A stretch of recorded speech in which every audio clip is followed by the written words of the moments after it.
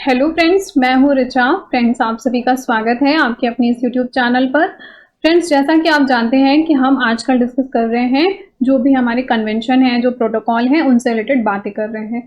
तो उन्हीं चीज़ों को आगे बढ़ाते हैं और देखते हैं क्या क्या कन्वेंशन है, और बहुत सारे इंपॉर्टेंट कन्वेंशंस प्रोटोकॉल्स हम इसमें डिस्कस करेंगे विथ प्रीवियस ईयर क्वेश्चंस।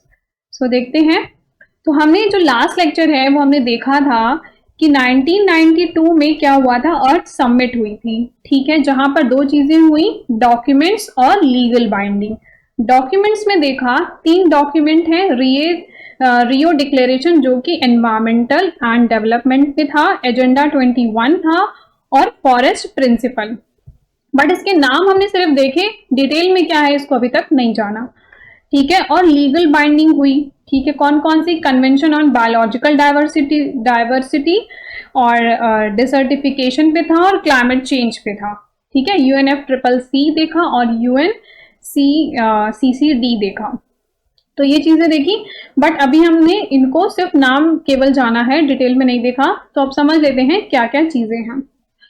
तो देखिए, जो लीगल बाइंडिंग है वो 3 चीजें थी लीगल बाइंडिंग। ठीक है, कौन सी? UNFCCC, united nation framework convention on climate change. Next था united nation convention combat to desertification, जो डेजर्ट एरिया है, जो रेगिस्तान वाला एरिया है, उसके लिए हुआ था। और थर्ड जो लीगल बाइंडिंग हुई थी, कन्वेंशन ऑन बायोलॉजिकल डाइवर्सिटी पे हुई। अब जो United nation framework convention on climate change है, वहां पर 2 चीजें निकल कर आती हैं। एक होता है क्योटो प्रोटोकॉल, ठीक है, और दूसरा आता है Paris agreement. United nation combat desertification और CBD, यहां से निकल के 2 चीजें आती हैं, कार्टिजिना प्रोटोकॉल जो कि 2000 में हुआ था, और नागोया प्रोटोकॉल जो कि 2010 में हुआ था। तो जो एजेंडा 21, देखिए जो यहाँ पर चीजें थी, पहले इसको डिस्कस कर लेते हैं। तो जो एजेंडा 21 है वो क्या है? एजेंडा 21, क्योंकि ये देखिए आपको बताया था कि अर्थ समिट से ही निकला था। तो agenda 21 is non binding action plan है, यानी कि यहाँ पर लीगल बाइंडिंग नहीं हुई थी। ये रिलेटेड किससे था? Sustainable development. और सस्टेनेबल डेवलपमेंट क्या होता है ये आपको लास्ट लेक्चर में बताया था कि जो हमारी प्रेजेंट की नीड है इसको हमें पूरा करना है, बट बिना फ्यूचर को अफेक्ट किए। ये होता है sustainable development. It was came out, कब आया था ये? अर्थ समिट जो 1992 में हुआ था तब ये आया था। यहां पर एक नंबर लिखा हुआ है 21। ये नंबर क्या बताता है? 21 refers to the agenda for 21st century। ये 21st century को रिफर करता है। यहां पर इसका जो एम है वो क्या है? Achieve global sustainable development. यहां पर ग्लोबल सस्टेनेबल डेवलपमेंट की बात की गई, ये इसका एम है। सिंस 2015 जो है हमारा सस्टेनेबल डेवलपमेंट गोल इंक्लूड कर दिया गया एजेंडा 21 में। तो देखिए, सबसे पहले आपका मिलेनियम डेवलपमेंट गोल आया, फिर जो सस्टेनेबल डेवलपमेंट गोल आया। ठीक है, तो जो मिलेनियम डेवलपमेंट गोल था वो 2000 से लेके 2015 तक के लिए था, और उसके आगे के लिए आपका सस्टेनेबल डेवलपमेंट गोल बनाया गया। तो यहाँ पे ये कह रहा है कि सिंस 2015 यानी 2015 से जो है सस्टेनेबल डेवलपमेंट गोल जो है इंक्लूड किया गया, और कब? एजेंडा 21 में। सो ये चीजें थी आपकी एजेंडा 21 से रिलेटेड। अर्थ समिट में जो एक लैंडमार्क अग्रीमेंट्स हुए, उसका लैंडमार्क क्या है? यहाँ पे बात थी, an important achievement of the summit was agreement on the climate change convention. क्या है? Climate change. आप देख रहे हैं ना, क्लाइमेट में बदलाव आ रहा है, बारिश होनी चाहिए, बारिश नहीं हो रही है, गर्मी पड़ रही है, ठंडक के समय ठंडक नहीं हो रही है, उस समय गर्मी हो रही है। तो यहाँ पे कह रहा है कि जो कन्वेंशन हुआ किस पे हुआ? सबसे इंपॉर्टेंट बात क्या है? क्लाइमेट चेंज कन्वेंशन था। ठीक है, which in turn lead to Kyoto protocol, जिसको कि आगे क्या कहा गया?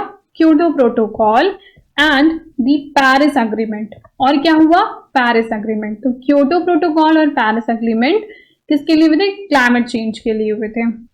इंपॉर्टेंट लीगल बाइंडिंग अग्रीमेंट कौन कौन से रियो कन्वेंशन में हुए थे?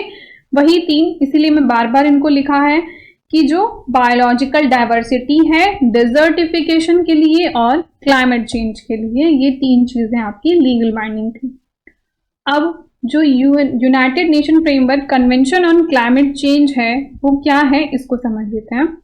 The treaty aimed to reduce the emission of greenhouse gas in order to combat the global warming।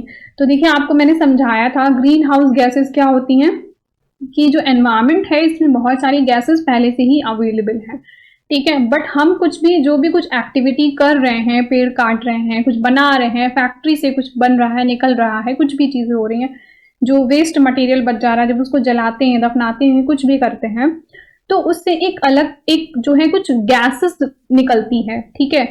और वो गैसेस जो है एनवायरमेंट में मिल जाती हैं, और होता क्या है कि ये जो गैसेस हैं वो ठहर जाती हैं।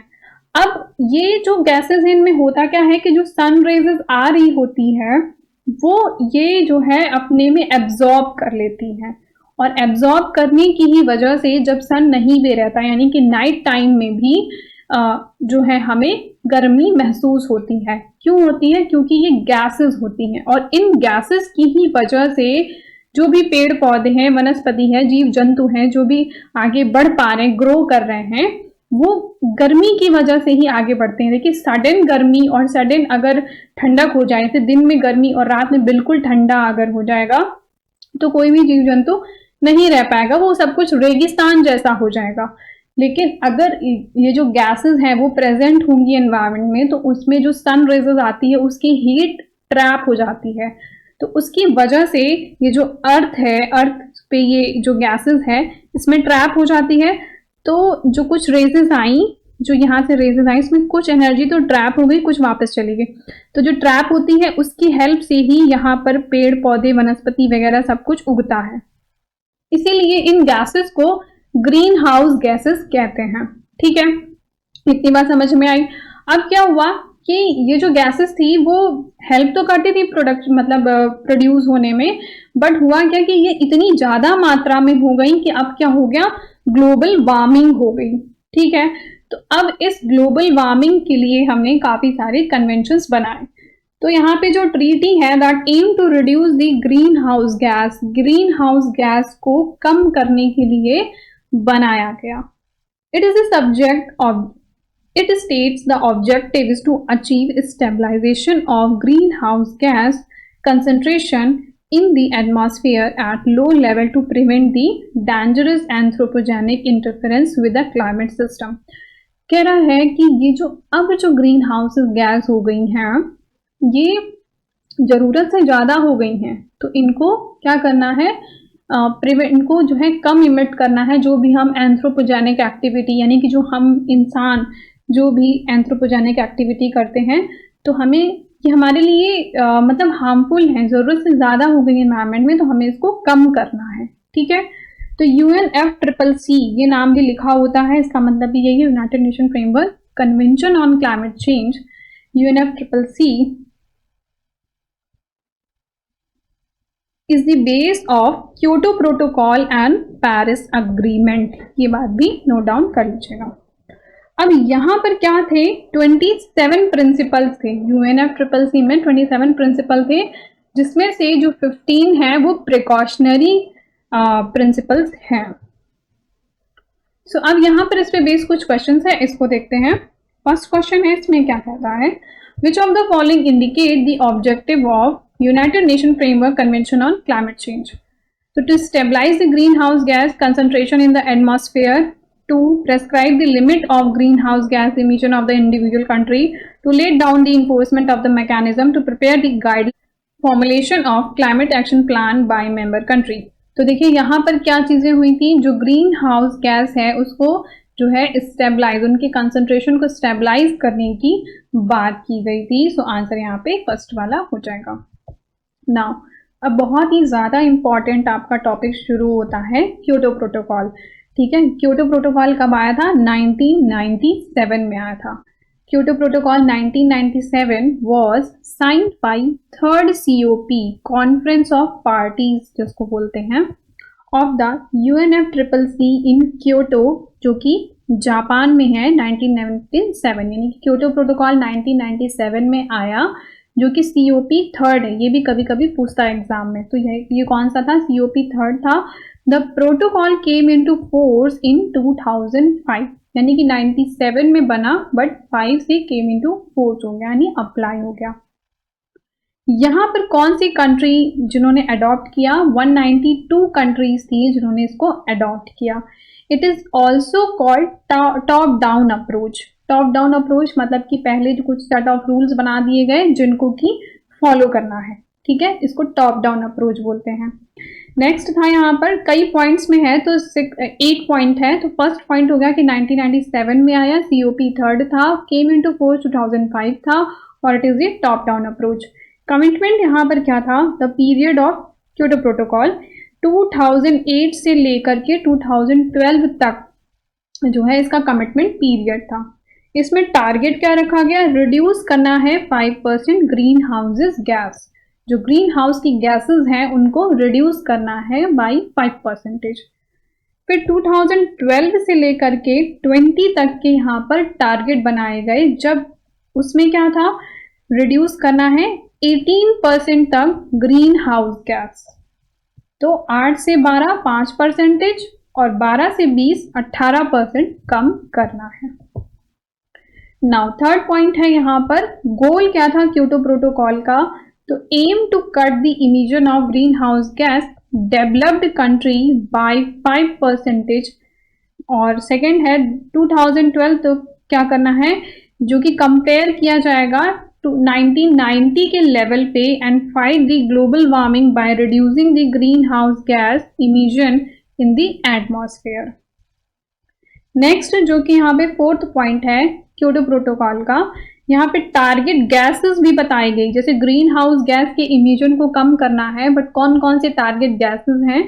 वो ग्रीन हाउस गैसेस ही हैं, carbon dioxide, methane, nitrous oxide NO2, sulphur hexafluoride, group of hydrofluorocarbon HFCs जो हैं, ग्रुप ऑफ परफ्लोरोकार्बन यानी कि HFC PFC को कम करना है। ये गैसेस भी यहाँ पर बताई गई। यहाँ से डायरेक्ट क्वेश्चन आता है एग्जाम में। फिर यहाँ पर फिफ्थ इंपॉर्टेंट पॉइंट है कि ग्रुप ऑफ कंट्रीज अलग अलग डिफाइन की गई। तो डेवलप्ड कंट्री को अलग रखा गया, ठीक है, इसके लिए अलग अलग एनेक्सर्स वगैरह होते हैं, बट आप इतना जान लीजिए कि कैसे कैटेगराइज किया गया। डेवलप्ड कंट्री जैसे UK, US, रशिया, इनको अलग रखा गया।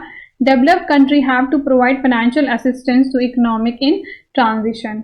नेक्स्ट यहाँ पे कंपल्सरी टारगेट बोथ, किसमें? Commitment period apply 5% to 18 period, यहाँ 18%।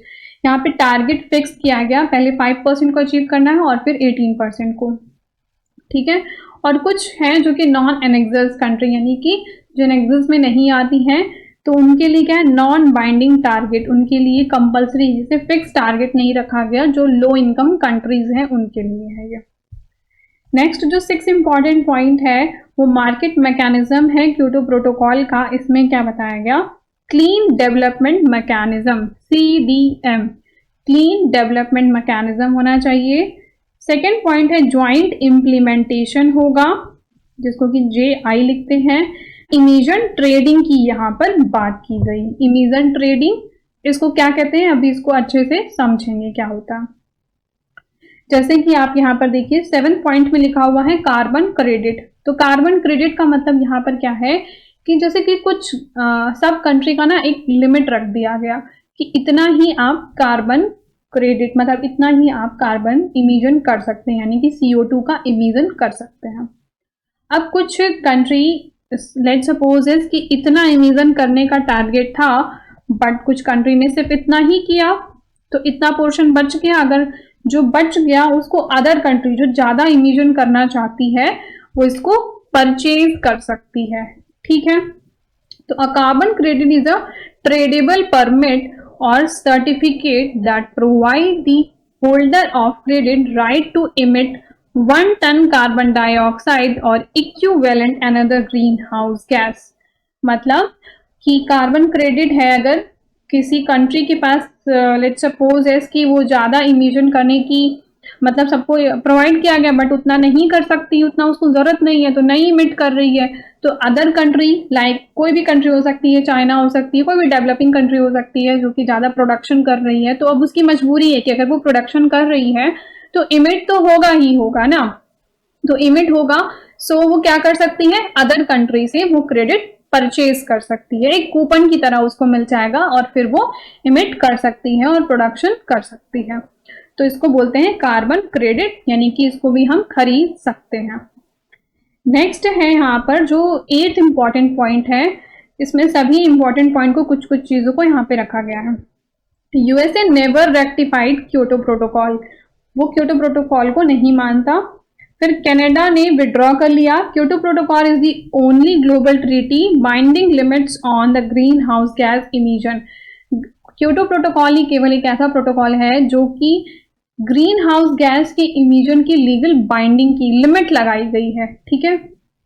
अब यहाँ पर टॉप 5 कंट्री जो हैं कार्बन इमिशन की कौन कौन सी हैं, चाइना जो कि सबसे ज्यादा करता है, यूएस करता है, ईयू और इंडिया और रशिया, ये 5 कंट्री हैं जो कि कार्बन का इमिशन बहुत ज्यादा करती हैं।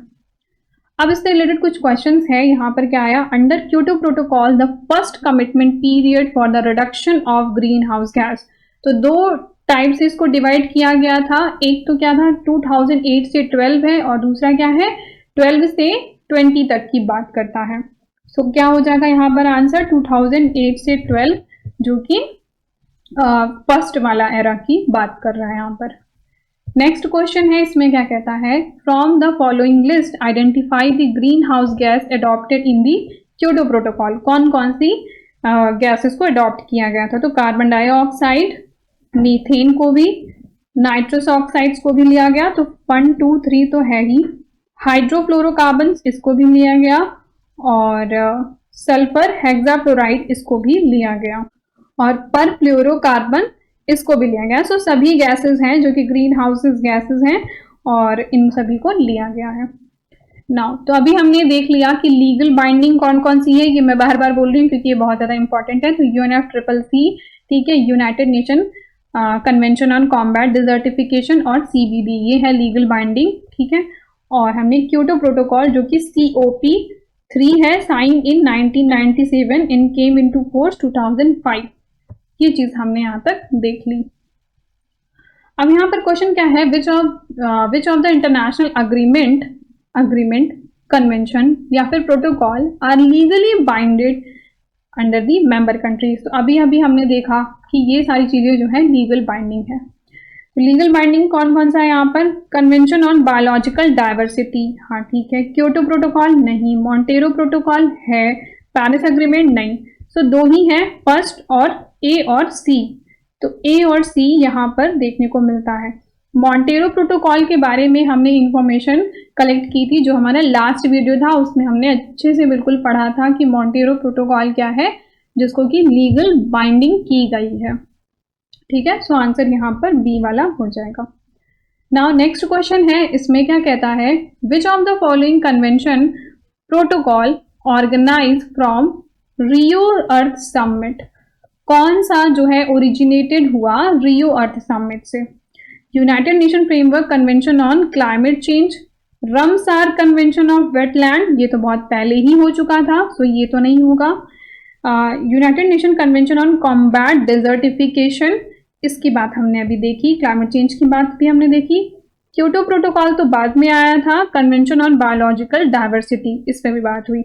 तो A, C और E, A, C और E ऑप्शन C में है, सो आंसर C हो जाएगा, ठीक है।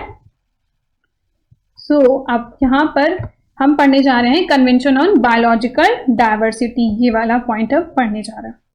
तो कन्वेंशन ऑन बायोलॉजिकल डाइवर्सिटी जो कि आपका 1992 में आया जब अर्थ समिट हुई थी, it is a legal binding convention recognized by the first time that conservation of biological diversity, जो बायोलॉजिकल डाइवर्सिटी के लिए फर्स्ट टाइम लीगल बाइंडिंग हुई थी, जहां पर इसका मेन जो लोग कॉमन जो थीम था वो क्या था, a common concern for human kind, ठीक है, and is a integral part of development process, ये डेवलपमेंट प्रोसेस का इंटीग्रल पार्ट बना।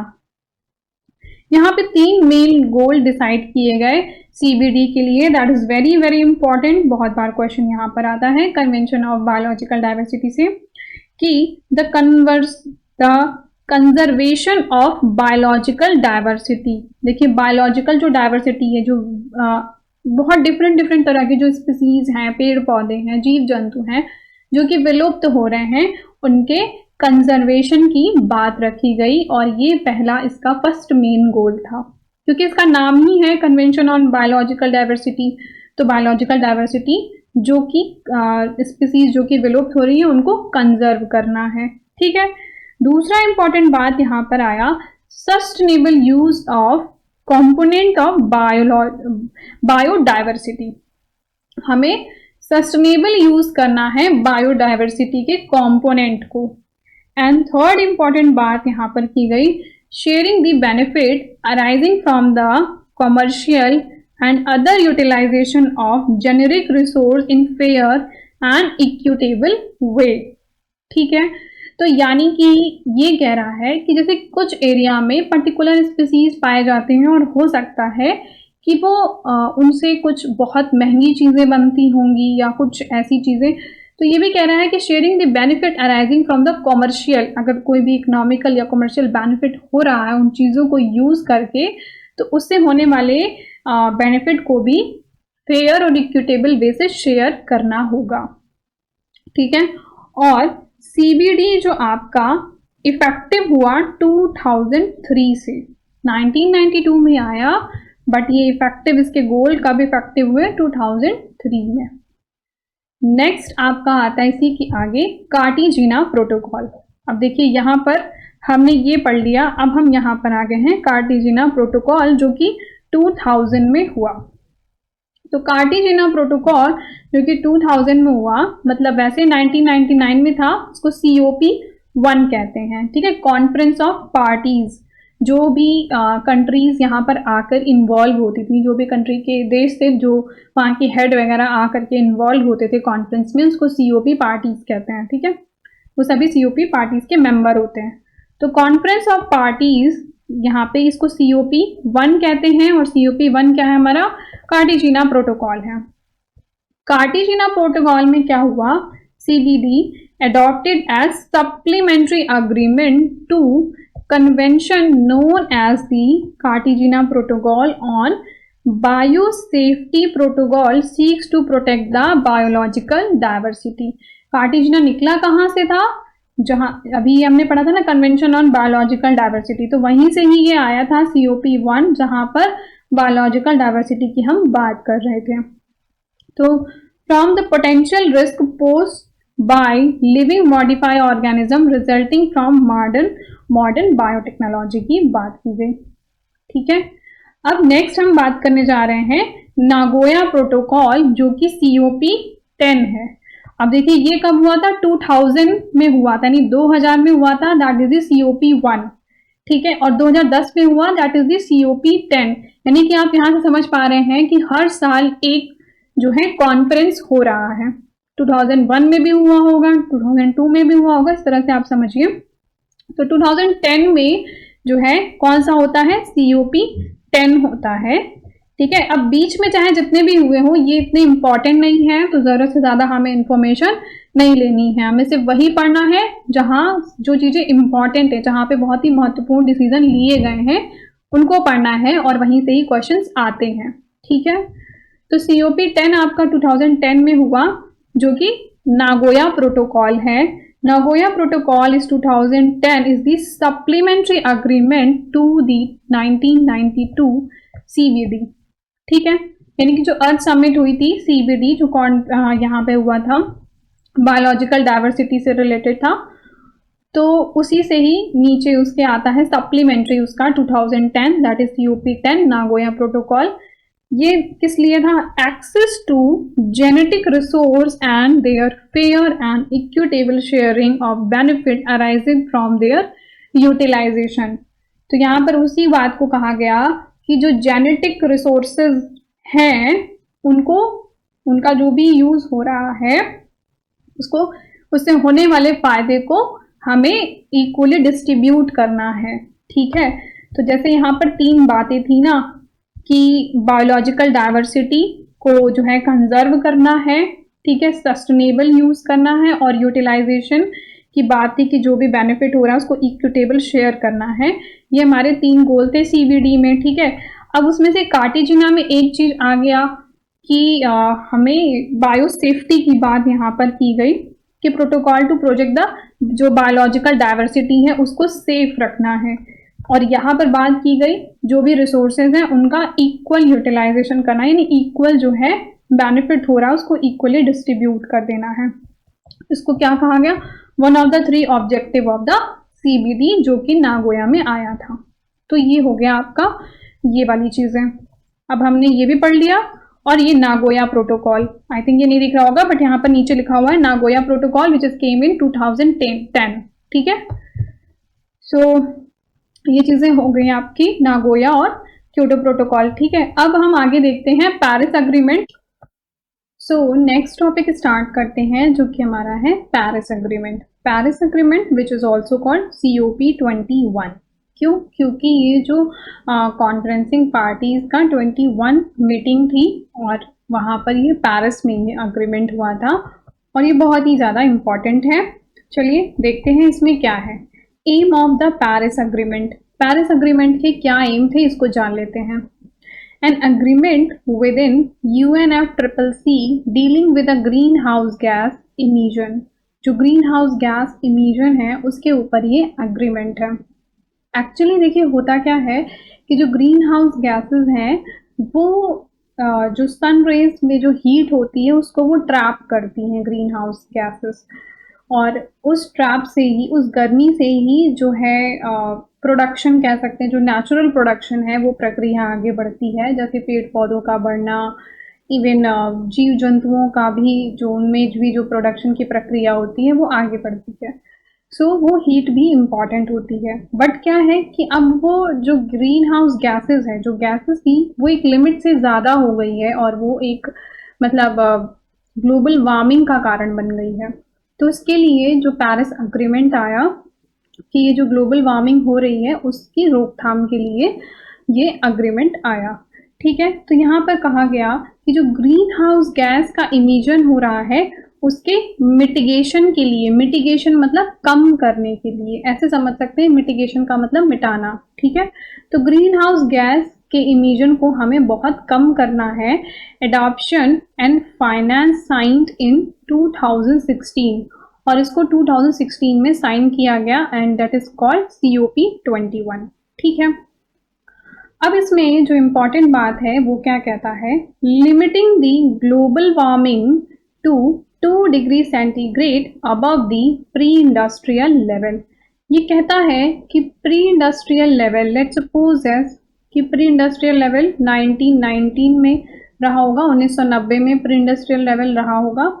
तो उस समय जो भी टेम्परेचर था उससे सिर्फ हम 2 डिग्री सेंटीग्रेड तक ही ग्लोबल वार्मिंग कर सकते हैं, ठीक है। और ध्यान से समझते हैं, लेट्स सपोज कि प्री इंडस्ट्रियल लेवल पर 30 डिग्री जो है ग्लोबल टेम्परेचर रहा होगा, तो मैक्सिमम टेम्परेचर ग्लोबल वार्मिंग की वजह से हम केवल 2 डिग्री और टेम्परेचर इंक्रीज कर सकते हैं, इससे ज़्यादा नहीं। सो ओवरऑल मैक्सिमम टोटल कितना इंक्रीज हो सकता है, 30 + 2 that is the 32 degree centigrade, ठीक है। तो limiting the global warming 2 degree above the pre industrial level global green house gas emission by 2030, 2030 तक हमें जो भी प्री इंडस्ट्रियल लेवल पर जो भी ग्लोबल टेम्परेचर था उससे हमको सिर्फ 2 डिग्री सेंटीग्रेड तक ही बढ़ा सकते हैं, ठीक है। और इसके लिए हमें करना क्या होगा, require to reduction to the extent of 25%। इसके लिए हमको जो अपना जो भी इमिशन करते थे उसको हमें 25% तक घटाना होगा। ये बहुत ही ज़्यादा इम्पॉर्टेंट बात है, कई बार एग्जाम में पूछा हुआ। नेक्स्ट पॉइंट क्या कहता है कि the strategy involve energy climate policy including 2020-2020। ये क्या है 2020-2020? इसमें ये कहता है कि जो रिडक्शन है CO2 का उसमें हमें 20% तक रिड्यूस करना है। ये जो 20-20-20 है, इसमें 3 बातें कही गई, ठीक है। तो जो ग्रीन हाउस गैस है, हम जानते हैं इसमें कि कई सारी गैस का कॉम्बिनेशन है ग्रीन हाउस गैस, बट इसमें सबसे ज़्यादा जो हमें नुकसान पहुंचाती है या एनवायरनमेंट को नुकसान पहुंचाती है वो है CO2, ठीक है, कार्बन डाइऑक्साइड। तो सीधा डायरेक्ट हमें कंट्रोल करना है किसको, CO2 के इमिशन को, और इसको रिड्यूस करना है बाई 20%, ठीक है। पहली पॉइंट तो ये हो गया। दूसरा पॉइंट यहाँ पर कहता है कि इंक्रीज करना हमें रिन्यूएबल एनर्जी के मार्केट के शेयर को, जैसे कि एनर्जी बनाने के कई सारे सोर्स हैं, ठीक है। जैसे हम कोयले से भी एनर्जी बनाते हैं, लकड़ियां जला करके एनर्जी बनाते हैं, पानी से भी एनर्जी बनाते हैं, और सौर ऊर्जा है उससे होती है। तो हम बहुत तरीके से एनर्जी बना सकते हैं, बट हमें कैसे एनर्जी बनानी है, रिन्यूएबल सोर्स से जो भी एनर्जी बन रही है उन सभी सोर्स को मिला करके टोटल 20% तक हमें इंक्रीज करना है अपने रिन्यूएबल एनर्जी के सोर्स को, जो भी एनर्जी हम बना रहे हैं उसको। नेक्स्ट कह रहा है कि 20% से हमें और इंक्रीज करना है अपनी एनर्जी को, और एफिशिएंट भी बनाना है, ठीक है। एफिशिएंट मतलब और मजबूत करना है 20% से। तो ये है 20-20-20 CO2 का इमिशन को कम करना है, ठीक है। एनर्जी हमें रिन्यूएबल यूज करनी है, और एक क्या हो गया कि हमारी जो एनर्जी एफिशिएंसी है उसको अपने आप को और एफिशिएंट, एनर्जी एफिशिएंट बनाना है। तो ये मेन बातें हो गई। अब यहाँ पर आगे चलकर एक और बात सामने आई कि जो पेरिस अग्रीमेंट है, central aim to strengthen the global response threat of climate change by keeping the global temperature rise this century will below 2 degree Celsius above pre-industrial level, and to pursue effort limit of temperature increase even further 1.5 degree Celsius. कहता है कि 2030 तक, अभी हमने देखा कि 2030 तक तो हम जो है प्री इंडस्ट्रियल लेवल पे जितना भी था उसमें हम 2 डिग्री सेंटीग्रेड का इंक्रीज कर सकते हैं, ठीक है। 2 डिग्री सेंटीग्रेड का हम इंक्रीज कर सकते हैं, लेकिन by the end of this century हमारा जो टोटल इंक्रीमेंट होना चाहिए वो 1.5 डिग्री सेंटीग्रेड ही होना चाहिए। जो भी प्री इंडस्ट्रियल लेवल पे जो भी टेम्परेचर था उसका कितना हम इंक्रीज कर सकते हैं by the end of this century, 1.5 degree. और वैसे कितना है, अभी है 2 डिग्री, मतलब लॉन्ग टर्म में अगर देखा जाए तो 1.5 डिग्री तक ही हम इंक्रीज कर सकते हैं, ठीक है। बट अभी 2030 तक जो है 2 डिग्री सेंटीग्रेड तक हम कर सकते हैं, क्योंकि हम धीरे धीरे इमिशन को कम कर पाएंगे ना, एकदम से सडन तो चीज़ें नहीं चेंज हो जाएंगी। सो धीरे धीरे हम टेम्परेचर को कम करेंगे। सो पहले मैक्सिमम रखा गया कि 2 डिग्री, फिर और रिड्यूस करके 1.5 पर पहुंचना है, ठीक। फिर इसमें बात आती है कि आर्टिकल 6 है, इसमें क्या कहता है कि पेरिस अग्रीमेंट एस्टैब्लिश दी सस्टेनेबल डेवलपमेंट मैकेनिज्म। यहाँ पर सस्टेनेबल डेवलपमेंट मैकेनिज्म बनाया गया कि हम सस्टेनेबल का मतलब बताते ना कि प्रेजेंट की चीज़ों को हम इस तरह से यूज़ करें कि बिना फ्यूचर में आने वाले लोगों को बिना परेशान किए, ठीक है। As a new carbon market instrument, जो भी जबकि एक न्यू कार्बन मार्केट जो कि 2020 में एक आया। तो यहाँ पर न्यू कार्बन मार्केट हमने बताया था कार्बन फुटप्रिंट के बारे में और कार्बन क्रेडिट के बारे में। तो कार्बन क्रेडिट क्या होता है कि एक मैक्सिमम लिमिट सेट की गई है कि एक कंट्री इतना इमिट कर सकती है, अगर दूसरी कंट्री उससे कम मतलब उसे ज़्यादा इमिट करना चाहती है और किसी ने कम किया तो वो उसे परचेज कर सकती है, कूपन की तरह काम करता है। हमने आपको लास्ट लेक्चर में डिटेल से समझाया था, तो ये उसी की बात कर रहा है। नेक्स्ट यहाँ पर कहता है कि आर्टिकल 28 था, इसमें कहा गया कि कुछ कंट्री ने क्या किया, विदड्रॉ कर लिया है, ठीक है। अब यहाँ पर बात करते हैं कि नेशनल डिटरमाइंड कॉन्ट्रीब्यूशंस क्या है। नेशनली मतलब कि अब इतना बड़ा बड़ा गोल तो रख दिया गया कि ठीक है 2 डिग्री सेंटीग्रेड तक ही हमको इंक्रीज करना है, फिर फ्यूचर में 1.5 तक पहुंचाना है। तो अब हर कंट्री का मतलब सभी को मिल करके करना होगा ना। तो नेशनल डिटरमाइंड कॉन्ट्रीब्यूशन, इसमें क्या बात कही गई, ये जो है this is the heart of the Paris agreement, Paris agreement का ये हार्ट है and achievement of the this long term goal. और इसमें बताया गया कि किस तरीके से हम अपने लॉन्ग टर्म गोल को अचीव कर सकते हैं। The Paris agreement request each country to outline the communicate their post 2020 climate action known as NDCs। कहता है कि जो भी पेरिस अग्रीमेंट में कंट्रीज थी वो सभी लोग कम्युनिकेट करेंगी 2020 के अपने क्लाइमेट के बारे में, ठीक है। फिर कहता है the NDC should be reported every 5 year are able to registered UNFCCC secretariat. हर 5 साल के बाद जो है रिपोर्ट मिलनी चाहिए। नेक्स्ट आता है NDCs नेशनल डिटरमाइंड कंट्रीब्यूशन। इसमें होता क्या है, the partnership was launch at 2020 as COP22, ठीक है, COP22 जो कि मार्केश में हुआ। यहाँ पर बताया गया टू इन्हांस दी कोऑपरेशन, मतलब इन्हांस करना। अब हमारे जो ये जितनी भी इधर कंट्रीज हैं इन सभी को क्या करना है, कोऑपरेशन को बढ़ाना है। किस लिए, सो द कंट्री, तो जो है जो भी कंट्री है वो लॉन्ग टर्म गोल तक हम पहुंच पाए, ठीक है। हम एक दूसरे को कोऑपरेट करेंगे। जैसे आप देखेंगे कि कुछ कंट्री क्या है, टेक्निकली बहुत ज़्यादा एडवांस है। अगर आप जापान को देखें, चाइना को देखें, तो ये कंट्री क्या है, टेक्निकली बहुत ज़्यादा आगे है। बट कुछ कंट्री है वो बहुत पीछे है। तो क्या करना होगा कि कुछ तो बहुत जल्दी से आगे अपने टारगेट को अचीव कर लेंगे, कोई बहुत फाइनेंशियली स्ट्रांग है तो वो अपने टारगेट को अचीव कर लेंगे। बट जो वीक कंट्री है वो क्या करे, सो क्या करना होगा कि जो डेवलप्ड कंट्री है या जो टेक्निकली एडवांस कंट्री है वो उनको सपोर्ट करेंगी, ऐसा इसमें लिखा गया है, ठीक है। यानी कि किसी को ऐसा नहीं है कि कोई गरीब देश है तो तब भी उसको ज़बरदस्ती खुद से एफर्ट करके और वहाँ तक अचीव करना है। भाई उसके पास रिसोर्सेज ही नहीं है, वो कैसे पहुँच पाएगा। अगर कोई गरीब देश है उसके पास खाने के लिए कुछ है नहीं तो वो पहले उसका इंतजाम करेगा कि एनवायरनमेंट को देखेगा। ऑब्वियसली है कि वो पहले उसको देखेगा, अपने खाने पीने की चीज़ों को देखेगा। तो क्या होगा कि जो टेक्निकली एडवांस कंट्री है जिनके पास नॉलेज है वो अपनी नॉलेज प्रोवाइड करेंगी, जो फाइनेंशियली सपोर्ट कर सकती हैं वो फाइनेंशियली सपोर्ट करेंगी, ठीक है। तभी हम सस्टेनेबल एनवायरनमेंट की तरफ जा पाएंगे, ठीक है।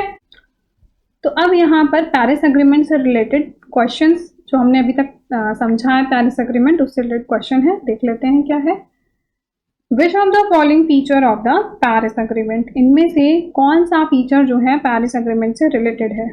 तो ऑप्शन ए है, इसमें क्या कहता, the agreement focus on mitigation measure for environmental pollution, environmental pollution की बात कह रहा है। दूसरी बात कहता है agreement recognise the principle equity and common but differential responsibility की बात कह रहा है। हाँ, तो ये बात पेरिस एग्रीमेंट में कही गई है कि इक्विटी तो होगी बट रिस्पॉन्सिबिलिटी अलग अलग होगी। जैसे अभी आपको इसमें यहाँ पे मैं समझा रही थी कि जो देश डेवलप्ड हैं वो क्या करेंगे, जो डेवलपिंग और अंडर डेवलप्ड नेशन हैं उनको सहायता देंगे, कैसे, टेक्निकली और फाइनेंशियली। तो इक्विटी तो होगा बट रिस्पॉन्सिबिलिटी क्या होगी, डिफरेंशिएटेड होगी, ठीक है। नेक्स्ट बात कहता कि Paris agreement pertains to 2020 climate action. जो पेरिस अग्रीमेंट है वो 2020 की क्लाइमेट एक्शन जो भी कुछ होगा वहाँ पर देखा जाएगा। तो ये बात भी ठीक कह रहा है, बी और सी ठीक है। ये पोल्यूशन से रिलेटेड नहीं था बल्कि ये ग्रीन हाउस गैस से रिलेटेड है, सो ए वाला नहीं होगा। सो बी और सी ऑप्शन थर्ड में है। नाउ नेक्स्ट क्वेश्चन है, इसमें क्या कहता है, for encouraging the world wide awareness and action for the protection of our environment UNEP focus on world environment day 2019 on which of the following theme. 2019 में UNEP की theme क्या रही थी, world environment day. World environment day हमारा कब होता है, 5 जून को, ठीक है। तो 2019, ये 2019 का क्वेश्चन है। तो उस समय क्या थीम थी, उस समय थीम थी हमारी बीट एयर पोल्यूशन, ठीक है। सो ये मेरे को समझाने वाला नहीं है, ये थीम है, ये आपको हर साल के लिए अपडेट होती रहती है, आपको ध्यान रखना है। नाउ नेक्स्ट क्वेश्चन है, इसमें क्या कहता है, असर्शन और रीजन का है। देखते हैं असर्शन में क्या कहता है। Long term low emission development strategy by country are crucial to realize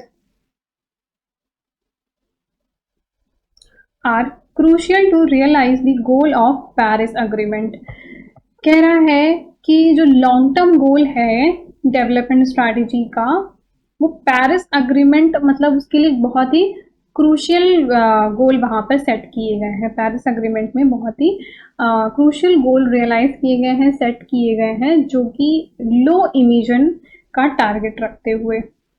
ये बात बिल्कुल ठीक कह रहा है। हमने देखा ना कि हमें क्या करना है, पहले तो हमें जो भी प्री इंडस्ट्रियल लेवल है उसे 2 डिग्री सेंटीग्रेड तक ही हमें सिर्फ मेंटेन रखना है और फ्यूचर में 1.5 कर देना है। ठीक है, तो ये बात ठीक कह रहा है। ये long term target Paris agreement में बताए गए। रीजन क्या देता है? रीजन कहता है कि nationally determined contributions declared by each country are not sufficient to keep the rise in the global temperature up to 2 degree centigrade above the pre-industrial level। तो ये बात भी बिल्कुल ठीक कह रहा है, क्योंकि जो NDC है उसमें ये बताया गया कि कुछ कंट्री हैं जो कि अंडर डेवलप्ड होंगी, ठीक है, जो कुछ कंट्री हैं जो डेवलप्ड हैं और कुछ हैं जो डेवलपिंग है। तो सभी कंट्री जिसके पास ज़्यादा टेक्नोलॉजी है वो टेक्नोलॉजी से सपोर्ट करेगी, जिनके पास फाइनेंशियल सपोर्ट कर सकती हैं वो फाइनेंशियल सपोर्ट करेंगे। तो यहाँ पे क्या बोला गया कि इक्विटी तो होगी बट डिफरेंशियल रिस्पॉन्सिबिलिटी होगी। तो all country are not sufficient कि वो 2 डिग्री टेम्परेचर जो इंक्रीज करने वाला टारगेट है उसको अकेले नहीं कर पाएंगी, सबको कोऑपरेट करना पड़ेगा। तो रीज़न भी एकदम ठीक कह रहा है। तो यहाँ पे कह रहा है कि लॉन्ग टर्म लो इमिशन की ही बात कह रहा है, लो इमिशन से ही हम अपने टारगेट को अचीव कर पाएंगे। और यहाँ पे उसको बता भी रहा है कि सबके कोऑपरेशन से हम वहाँ तक पहुँचेंगे। सो ये ऑप्शन बिल्कुल ठीक है। सो इसका आंसर ए हो जाएगा। दोनों करेक्ट हैं और रीज़न भी सही दिया हुआ है। नाउ नेक्स्ट क्वेश्चन है, इसमें क्या कहता है, formulation of long term low emission development strategy bye each country was suggest under. Long term low emission की बात कौन से अग्रीमेंट में बताई गई थी? Paris agreement, Montreal protocol, international solar alliance और क्योटो प्रोटोकॉल। तो पेरिस अग्रीमेंट में ये बात कही गई थी भाई, ग्रीन हाउस गैस के लो इमिशन की बात कही गई, CO2 के लो इमिशन की बात कही गई। तो पेरिस अग्रीमेंट हो जाएगा यहाँ पर आंसर। नाउ नेक्स्ट क्वेश्चन है, काफी इंपॉर्टेंट क्वेश्चन है, इसको ध्यान से पढ़िएगा। The Paris Agreement aimed to limit the temperature rise in the century by how many degrees Celsius above the pre-industrial level? Pre-industrial level से हम कितना टेम्परेचर अपना बढ़ा सकते हैं? तो pre-industrial level जो भी है उसमें जितना भी हमारा टेम्परेचर था उससे हम +2 डिग्री सेंटीग्रेड तक जो है बढ़ा सकते हैं, या फिर मैक्सिमम बाद में कितना करना है उसको, प्री इंडस्ट्रियल लेवल से 1.5 डिग्री सेंटीग्रेड। तो देखिए जो इसका एप्रोप्रिएट आंसर होना चाहिए वो 1.5 डिग्री सेंटीग्रेड होना चाहिए, बट क्योंकि यहाँ पर 1.5 नहीं है ऑप्शन में, सो हम 2 डिग्री सेंटीग्रेड पर ही टिक करेंगे। ठीक है, सो ये हो जाएगा यहाँ पर आंसर। नेक्स्ट क्वेश्चन है, इसमें क्या कहता है, to put the world on least cost pathway limiting the global warming to 2 degree centigrade above the pre-industrial level global greenhouse gas emission by 2030 with reference to 2017 required to the reduction of। तो अभी हमने देखा था यहाँ पर कि जो 2017 से हमें कितना परसेंटेज कम करना पड़ेगा, 25% कम करना पड़ेगा 2030 तक अपने गोल को, जो भी गोल सेट है वहां तक पहुंचने के लिए। तो इसका आंसर यहाँ पर क्या हो जाएगा, हमें 25% जो है लेस करना है। आंसर यहाँ पर ए हो जाएगा। नाउ नेक्स्ट क्वेश्चन है, इसमें क्या कहता है, which of the following was the central aim of the Paris agreement. जो मेन जो कोर आइडिया है पेरिस अग्रीमेंट का वो क्या है, ये बात जानना चाहता है। सो ऑप्शन ए में है, reduce the CFC emission to strengthen the global response to the threat of climate change, to address the biological diversity issue, to address the problem of the ozone layer depletion। तो ozone layer depletion की बात तो हमने last lecture में की थी, biological diversity की बात हमने ये भी लास्ट लेक्चर में की थी। बट अभी हमने पेरिस एग्रीमेंट पढ़ा और वहाँ पर क्या था कि जो क्लाइमेट में जो चेंज आ रहा है, जो थ्रेट ऑफ क्लाइमेट चेंज है, उसको ध्यान में रख करके ग्रीन हाउस गैस को कम करने की बात कही गई है। तो आंसर यहाँ पर बी वाला हो जाएगा। ठीक है, अब एक क्वेश्चन और है यहाँ पर, कौन कौन सा है? क्योटो प्रोटोकॉल है, पेरिस एग्रीमेंट है, रियो समिट है और इंटरनेशनल सोलर अलायंस है। तो हमने आपको बताया हुआ है कि लिस्ट 1 लिस्ट 2 में हम कैसे मैच करते हैं, जो भी हमको सबसे इजी और स्ट्रॉन्ग बॉन्ड लगता है उसको सबसे पहले हम मैच करते हैं। तो convention on biodiversity, affordable, reliable and clean energy. Affordable, reliable and clean energy से रिलेटेड तो एक ही है यहाँ पर, सोलर अलायंस। ठीक है, नेक्स्ट है nationally determined contribution. Nationally determined contribution कौन से जो है कन्वेंशन में बताया गया है?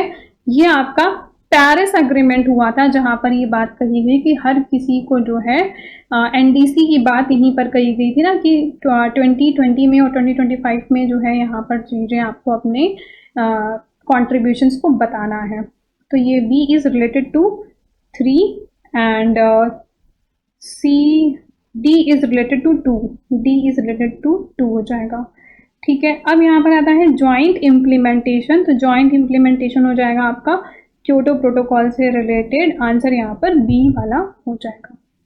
ठीक है, तो फ्रेंड्स इस वीडियो में इतना ही। आई होप कि आपने सबसे ज़्यादा इम्पॉर्टेंट टॉपिक अभी समझ लिया होगा और बहुत ही ईजी लैंग्वेज में चीज़ें आपके समझ में आ गई होंगी। बट फिर भी अगर आपको कोई डाउट है तो आप कमेंट सेक्शन में कमेंट कर सकते हैं और टेलीग्राम पे आप मुझे मैसेज भी कर सकते हैं। और आप टेलीग्राम ग्रुप ज्वाइन कर लीजिए, वहाँ पर मैं डेली जो है क्विज़ेस वगैरह प्रोवाइड करती हूँ, आपको रिसेंट नोटिफिकेशन मिल जाता है। जैसे कि हम संडे को मॉक टेस्ट भी करते हैं, तो उसका भी लिंक आपको वहीं पे मिल जाता है। आप अगर चाहें तो ज्वाइन कर लीजिए, आपके एग्ज़ाम की तैयारी और अच्छी हो जाएगी। Thank you for watching the video.